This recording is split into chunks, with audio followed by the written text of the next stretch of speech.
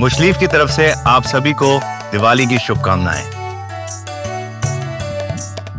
चुनाव मैं नहीं लड़ रहा हूँ। इस बार चुनाव सीधा सीधा जनता और गृह मंत्री जी के बीच का है। तो निश्चित रूप से इस बार जनता जीतेगी और गृह मंत्री जी चुनाव हारेंगे। वो तो पैसा और प्रशासन की दम पे चुनाव लड़ रहे हैं, इसलिए उनको लगता है कि वो उतने से चुनाव जीतेंगे। जब 2500 वोट का अंतर 18 में था, शहर के वार्डों में जाके अपना दलाल देखते हैं कि दलाल उनका कौन है, और वो दलाल से कहते हैं कि तुझे पैसा बांटना है, दारू बांटना है, मुर्गा पैसा बांटना है। हम जाते हैं प्रचार करने के लिए, तो हम पब्लिक के बीच में जाते हैं, एक एक घर में जाते हैं, एक एक व्यक्ति से मिलते हैं। तो हमारे उनके चुनाव प्रचार का तरीका ही अलग है कि नरोत्तम मिश्रा जी हर चीज़ को खरीदते हैं। तो कोई बागी करके नहीं गया है, सब बिके हुए लोग हैं।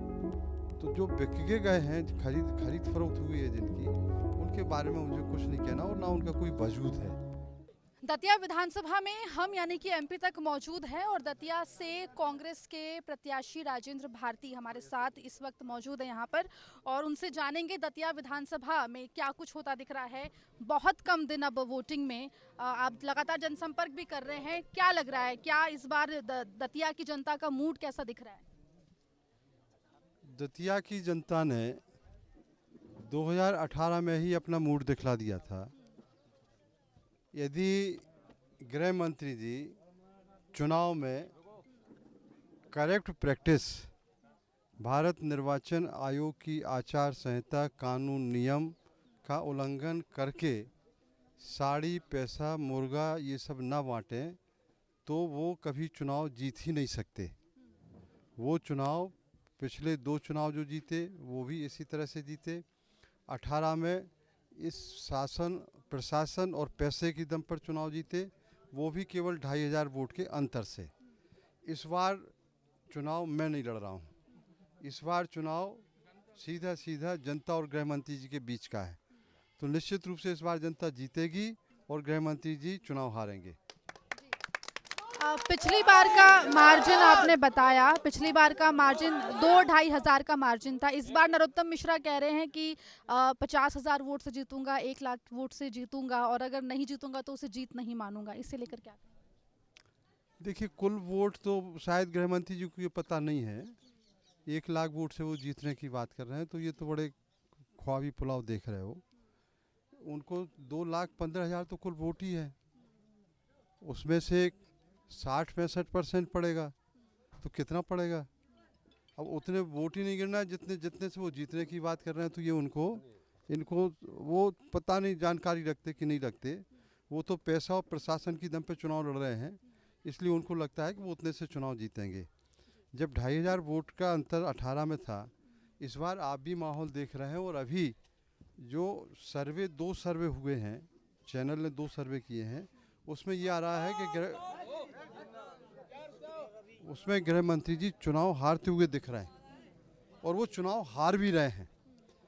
फर्क ये है कि जब वो कन्वेंसिंग के लिए जाते हैं, तो वो गांव में जाके या शहर के वार्डों में जाके अपना दलाल देखते हैं कि दलाल उनका कौन है, और वो दलाल से कहते हैं कि तुझे पैसा बांटना है, दारू बांटना है, मुर्गा पैसा बांटना है।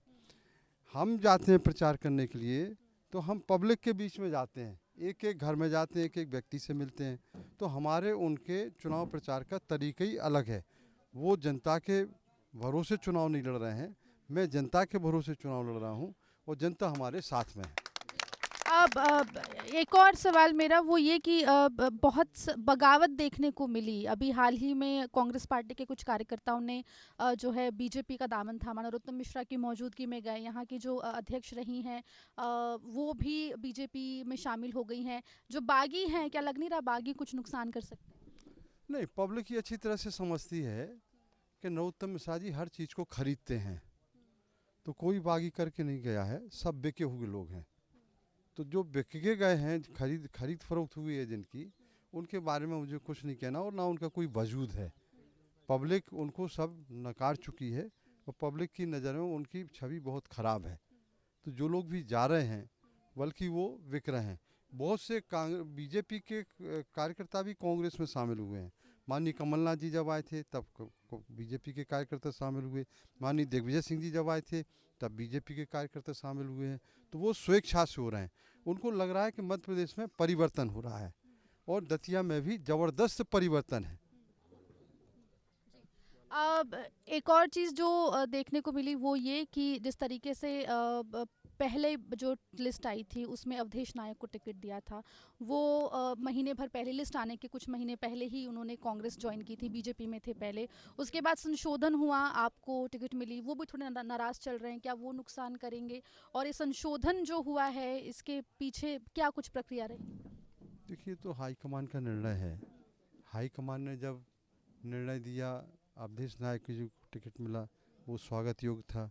संशोधन हुआ, मुझे उम्मीदवार बना दिया, वो स्वागत योग्य है। अवधेश जी और मैं दोनों एक साथ प्रचार करने के लिए जा रहे हैं। कल भी वो हमारे साथ थे, दिग्विजय सिंह जी का कल प्रोग्राम था और वो बसई एक क्षेत्र है, वहाँ वो रुक गए एक दिन के लिए। तो हम लोग सब साथ में घूम रहे हैं। हम लोगों के बीच में ना कोई मनभेद है, ना कोई मनमुटाव है। हम लोग एक होके इस बात के लिए चुनाव लड़ रहे हैं कि जो कुछ भी पिछले का हिचकी सी आ जाए।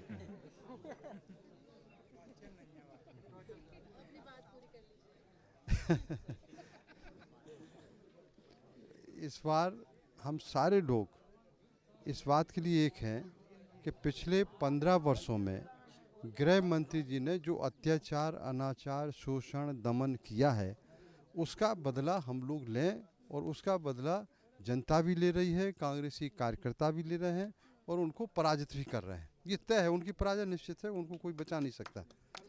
बीजेपी बहुत कॉन्फिडेंस में नजर आ रही है। नरोत्तम मिश्रा की बात करें तो जो उनके बयान आ रहे हैं काफ़ी कॉन्फिडेंस में दिखाई दे रहे हैं, तो क्या लग रहा है, कॉन्फिडेंस की वजह क्या लग रही है? उनको कॉन्फिडेंस असल में पब्लिक के भरोसे नहीं बोल रहे, वो बोल रहे हैं कलेक्टर की दम पर, अपने प्रशासन की दम पर, पैसे की दम पर। उनको लगता है कि हम कलेक्टर कोटे से विधायक बन जाएंगे, पैसे की दम पर लोगों को खरीद लेंगे और कलेक्टर कोटे से हम विधायक बन जाएंगे। तो कोटा वोटा यहाँ नहीं चलता है, जनता का कोटा चलता है, कलेक्टर कोटा नहीं चलता है। अब जो सर्वे आ रहे हैं उसमें कांग्रेस को बढ़त तो मिली है, लेकिन मुकाबला बहुत कांटे का दिख रहा है, 2018 वाली स्थिति बनती दिख रही है। तो क्या कांग्रेस कुछ स्ट्रैटेजी में बदलाव कर रही है, क्या कर रही है कांग्रेस? कांग्रेस राजनीतिक रूप से अपनी रणनीति में परिवर्तन कर रही है और कांग्रेस के पक्ष में हवा भी है। बीजेपी, मैंने जैसा कहा, पूरे दतिया में नहीं बल्कि पूरे मध्य प्रदेश में पैसे की और प्रशासन की दम पर वो चुनाव लड़ रही है।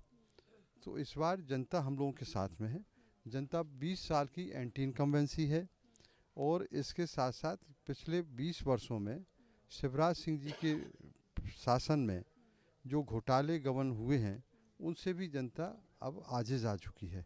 पटवारी कांड तो आखिरी, अब पटवारी भर्ती कांड हुआ तो नौजवान भी अब परेशान हैं। नौजवान परेशान हैं, किसान परेशान हैं, महिलाएं परेशान हैं।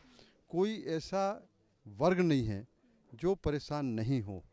अब बीजेपी अपने ख्वाबी पुलाव देख रही है तो देखती रहे, उसमें कोई उसको देखने से कोई नहीं रोक सकता, लेकिन उनकी पराजय निश्चित है।